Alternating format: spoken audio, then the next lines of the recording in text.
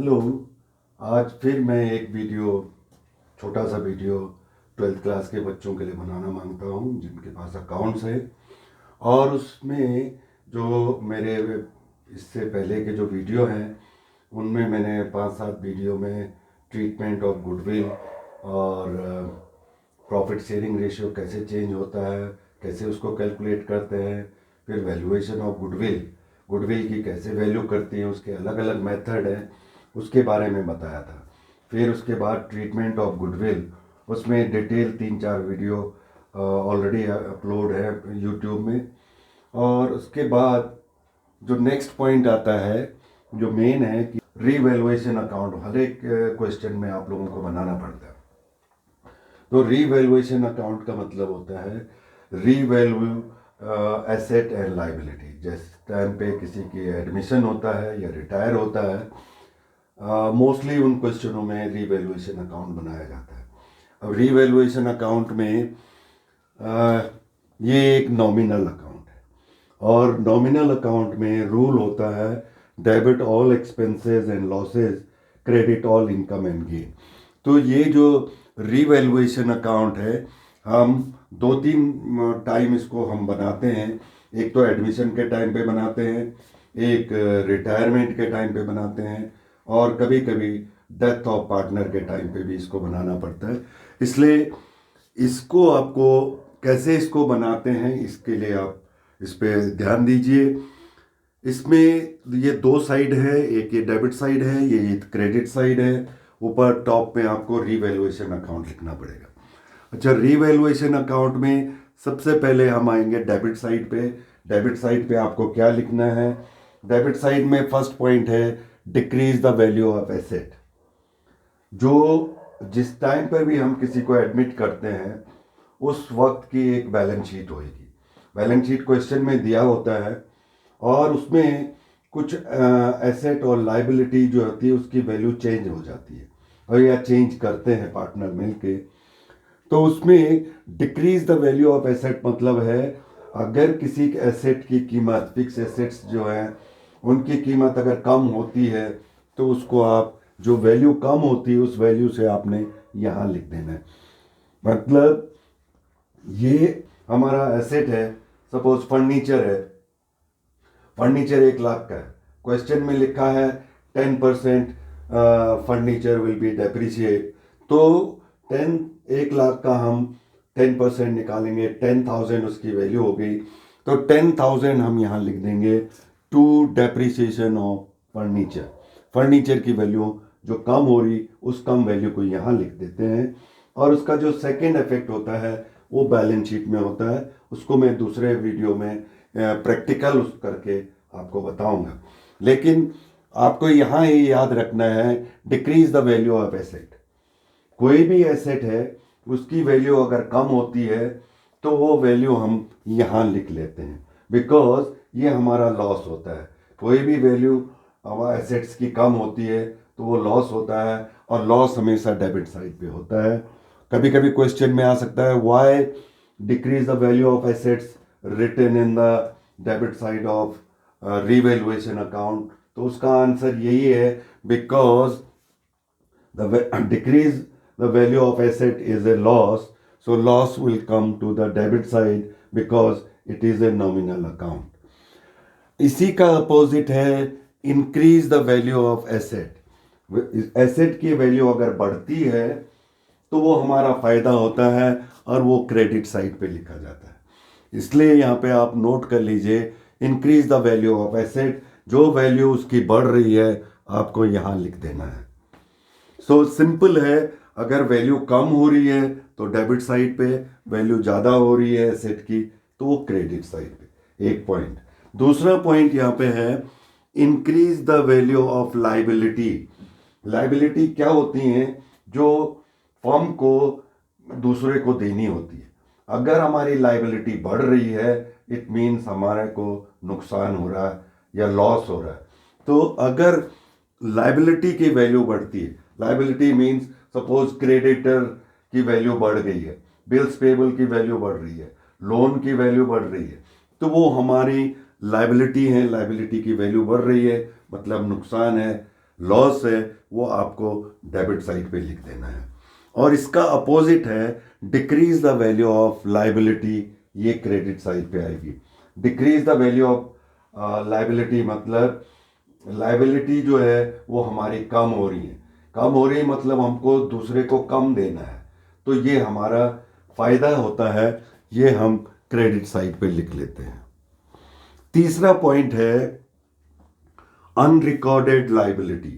Unrecorded liability का मतलब है कि जब हम नए पार्टनर को एडमिट कर रहे हैं, हो सकता है कि उस समय कुछ ऐसी लाइबिलिटी हैं जो हमारी बैलेंस शीट में हमने रिकॉर्ड नहीं की है, कुछ आउटस्टैंडिंग बिल हैं ये जो हमने उस टाइम तक हमने रिकॉर्ड नहीं किए, अपनी बैलेंस शीट में मेंशन नहीं किए हैं, तो वो लाइबिलिटी हमको मेंशन करनी पड़ेंगी, उनको रिकॉर्ड करना पड़ेगा। कभी कभी क्या होता है कि कुछ बिल जो है मंथ के एंड में आते हैं या नेक्स्ट मंथ में आते हैं, कुछ लाइबिलिटी है जो हमको दूसरे महीने देनी पड़ती हैं, तो वो सब चीज़ें अगर वो अनरिकॉर्डेड लाइबिलिटी हैं तो आपने डेबिट साइड पे लिख देनी है। डेबिट साइड का मतलब है कि हमको देनी है, और ये हमारी फिर एक बैलेंस शीट में इसकी सेकेंड एंट्री जाएगी। ऐसे ही इसका अपोजिट है अनरिकॉर्डेड एसेट। एसेट, कुछ एसेट होते हैं जो हमने रिकॉर्ड करना भूल गए या नहीं किए हैं अभी तक, लेकिन जब कोई पार्टनर एडमिट होता है या रिटायर होता है उस टाइम हम उसको रीवैल्यूएशन में के थ्रू बैलेंस शीट में ले आते हैं। अगर अनरिकॉर्डेड एसेट हैं तो वो क्रेडिट साइड पे लिख लिए जाते हैं, और अनरिकॉर्डेड लायबिलिटी है तो वो डेबिट साइड पे लिख लिए जाते हैं। सो मोस्टली यहाँ पे तीन चीज़ें हैं, एक तो है decrease the value of asset, increase the value of liability and unrecorded liability. ऐसे ही क्रेडिट साइड पे भी तीन चीज़ें आपको ध्यान में रखनी है, increase the value of asset, decrease the value of liability and unrecorded asset. उसके बाद जब आप ये पूरा कर लेते हैं, आपको बैलेंसिंग फिगर निकालनी होती है। आप टोटल देख लीजिए कि इस साइड का टोटल ज़्यादा है या इस साइड का टोटल ज़्यादा है। जिधर का भी टोटल ज़्यादा होगा, अगर इधर का टोटल ज़्यादा है इधर का कम है, तो बैलेंसिंग फिगर इधर आएगी। और ये जो बैलेंसिंग फिगर है ये होती है प्रॉफिट, रिवैल्यूएशन प्रॉफिट है। ये profit transfer to old partner capital account, ये केवल ओल्ड पार्टनर को ही दिया जाता है, जो नया पार्टनर एडमिट होता है उसमें इसका कोई शेयर नहीं होता है। सो जो भी इसका जो बैलेंसिंग फिगर है तो ये ओल्ड पार्टनर को दिया जाता है और ओल्ड रेशियो में दिया जाता है। ये हमेशा याद रखना कि ये ओल्ड रेशियो में दिया जाता है। अगर डेबिट साइड का टोटल ज़्यादा है, क्रेडिट साइड का कम है, तो बैलेंसिंग फिगर इधर आएगी और वो लॉस होएगा, और लॉस को भी आप ये कैपिटल अकाउंट में ट्रांसफ़र करना पड़ेगा और ओल्ड रेशियो में। सपोज ए एंड बी थे तो आपने ए और बी यहाँ लिख लेना है और उनके रेशियो के अकॉर्डिंग दे देना है। अगर रेशियो नहीं दिया हुआ है क्वेश्चन में तो आपको इक्वली बराबर उसको बांट देना है। सो जो भी इसका प्रॉफिट आएगा या लॉस आएगा आपने केवल ओल्ड पार्टनर को देना है और ओल्ड रेशियो में देना है। सो यही इसकी 3-4 एंट्रियां हैं, और बाकी जो क्वेश्चन में आएंगे उसके अकॉर्डिंग हम आगे प्रैक्टिकल क्वेश्चन में देखेंगे। लेकिन आज आपने केवल ये देखना है और इसको नोट करना है कि रीवैल्यूएशन अकाउंट एक नॉमिनल अकाउंट है। इसको एडमिशन के टाइम पे या रिटायरमेंट के टाइम पे हम बनाते हैं। इसमें ये 3 एंट्रियाँ इस साइड पे, 3 ये आपको याद रखनी है, नोट कर लीजिए। और जो बैलेंसिंग फिगर है वो पार्टनर के कैपिटल अकाउंट में ट्रांसफ़र हो जाएगी।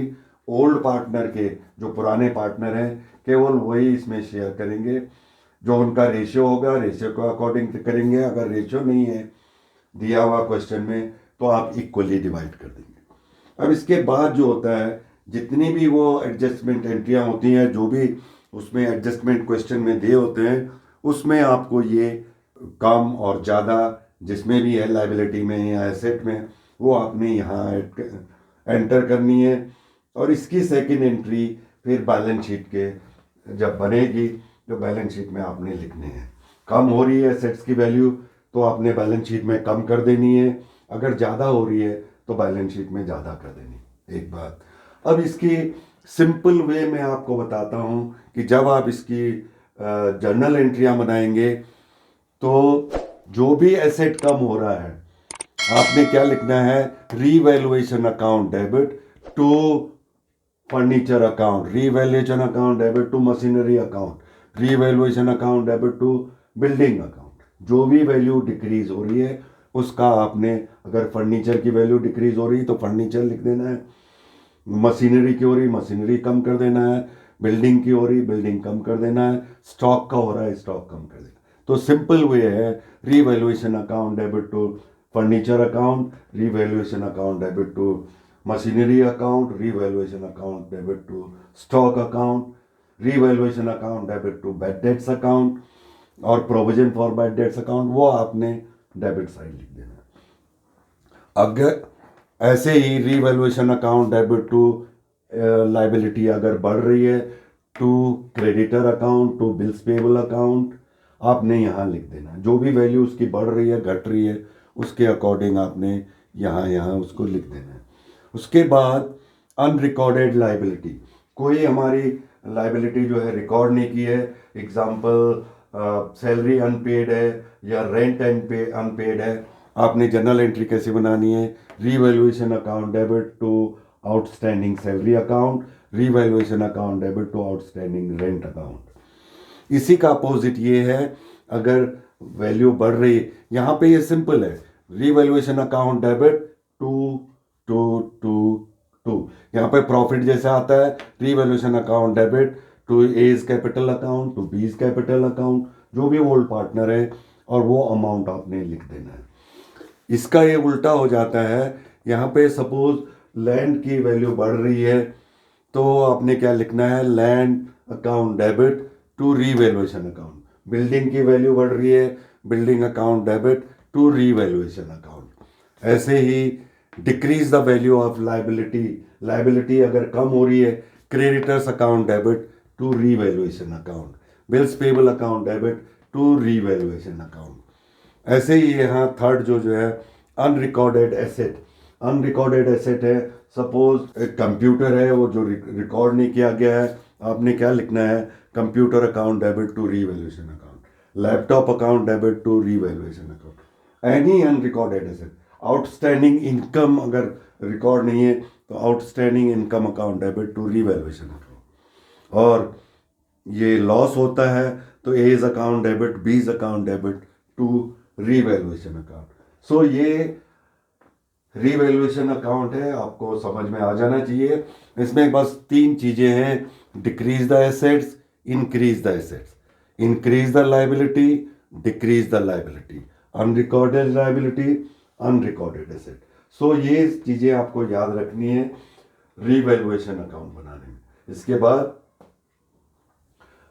नेक्स्ट हम जो देखेंगे, नेक्स्ट एग्जांपल वो देखेंगे कि undistributed profit and losses, reserve, journal और अनडिस्ट्रीब्यूटेड जो कुछ एसेट में भी एग्जांपल होते हैं, वो मैं आपको नेक्स्ट एग्जांपल में आपको बताऊंगा।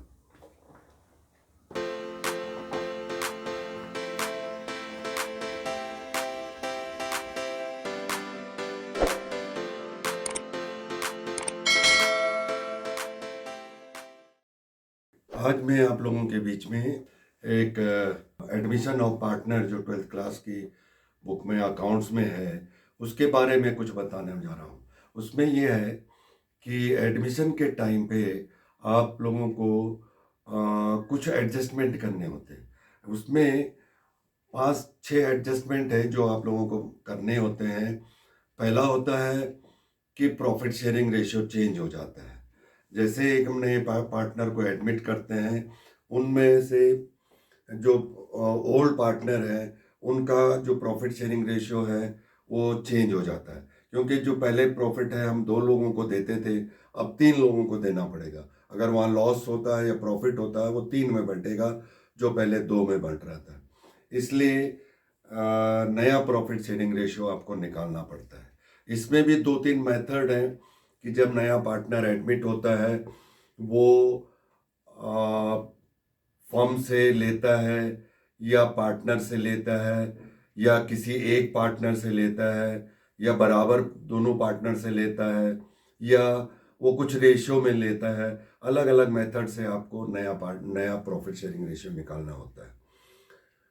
दूसरी बात ये होती है कि गुडविल जो है, गुडविल की वैल्यू निकालनी पड़ती है, गुडविल का वैल्यूएशन करना पड़ता है। गुडविल एक इंटेंजिबल एसेट है, और इंटेंजिबल एसेट्स को की वैल्यू करना बड़ा मुश्किल होता है, क्योंकि उसको ना हम टच कर सकते हैं ना देख सकते हैं। तो उसमें थोड़ी समस्या थी। इसके लिए फिर पार्टनरशिप में, जो इंडियन पार्टनरशिप है, उसमें 2-3 मेथड दिए हैं, लेकिन आपके सिलेबस में 3 मेथड है। एक सुपर प्रॉफिट मेथड है, उसमें भी 2 अलग अलग भाग हैं। फिर एक एवरेज प्रॉफिट मेथड है। फिर उसके बाद एक और होता है कैपिटलाइजेशन मेथड। ये 3 मेथड से आपको गुडविल की वैल्यू निकालनी होती है। उसके बाद जब गुडविल की वैल्यू निकल आती है, तो गुडविल जो नया पार्टनर है वो गुडविल लेके आता है। उस गुडविल को हमको डिवाइड करना पड़ता है ओल्ड पार्टनर में। सो ओल्ड पार्टनर उस गुडविल को किस किस तरीके से उसको वो बांटेंगे आपस में, उसका डिवाइड कैसे करेंगे, इसके भी अलग अलग केसेस हैं। एक केस तो ऐसा होता है कि नया पार्टनर आता है, गुडविल लेके आता है, और प्राइवेटली वो ओल्ड पार्टनर को दे देता है। तो इस केस में कोई भी जर्नल एंट्री या कोई भी एंट्री अकाउंट्स की बुक में नहीं होती है।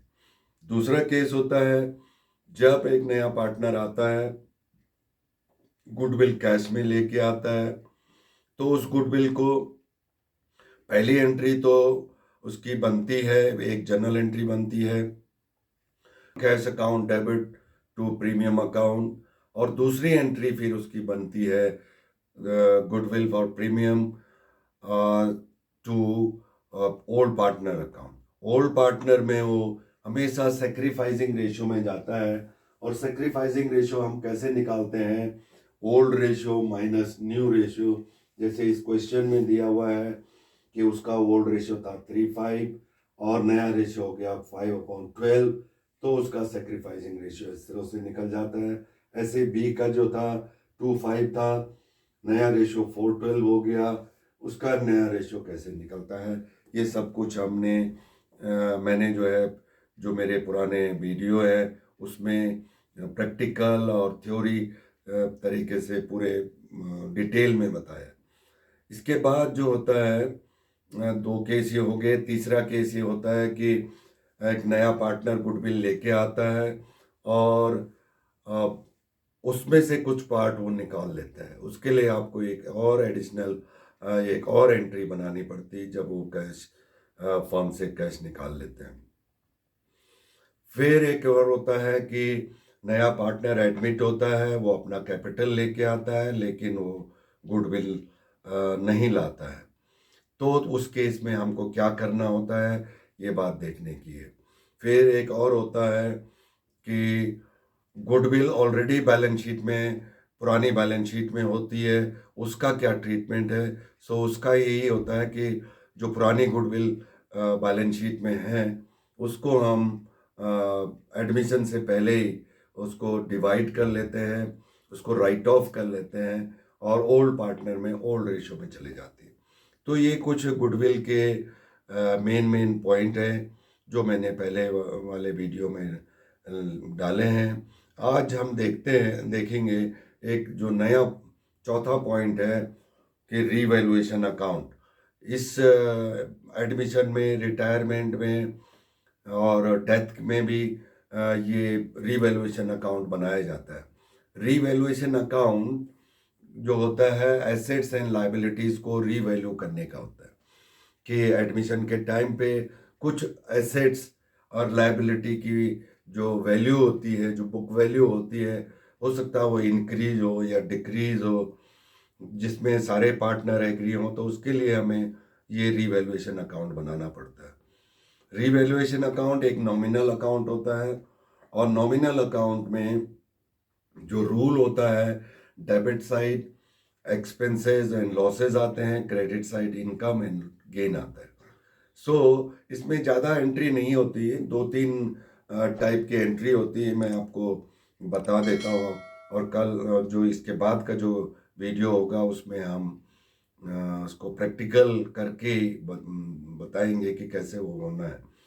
सो इसमें क्या है कि डेबिट साइड पे जो आता है, एक आता है decrease the value of asset.